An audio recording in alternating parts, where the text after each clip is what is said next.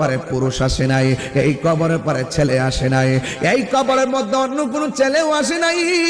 আমার নবী আপনার নবী গুরুস্থানের মধ্যে গেলেন, আমার নবী আপনার নবীজি ওই যখন তাকায়া দেখছে ওই কবরটার মধ্যে আযাব হইতেছে, সবাই তাকায়া দেখতেছে কবরের পারে কে দাঁড়ায়।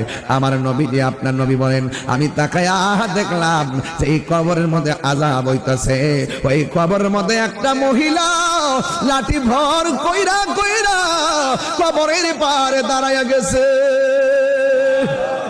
এবার আমার নবী ওই মহিলাটাকে প্রশ্ন করে, ও মা আপনি কবরের পারে আইসা দাঁড়াইলেন, এই শরীর নিয়ে কেন আসছেন? আমার নবীর কাছে মহিলাটা ডাক দিয়ে কয়, নবী গো আমি কেন আসছি জানেননি?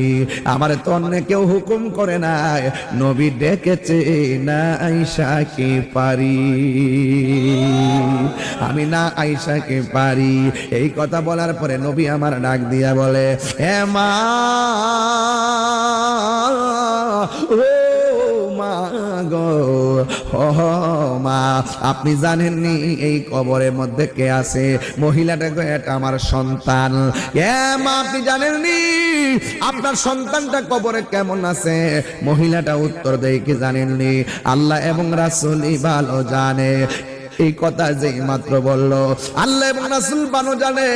আমার নবী আপনার নবী ডাক দিয়া বলে, মা আপনার সন্তানটা কবরের মধ্যে ভালো নেই। যেই মা সন্তান যদি আঙ্গুল খুসুটকাইয়া ভাঙিয়া ফেলায় মা ঘুমাইতে পারে না, আর ওই জায়গার মধ্যে আমার নবী ডাক দিয়া বলে, মা আপনার সন্তান তো কবরে জাহান্নামের গলিত গালিচার মধ্যে ছটফট ছটফট করতেছে।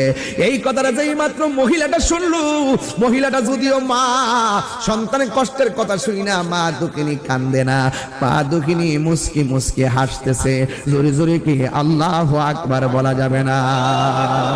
প্রাণ দয়া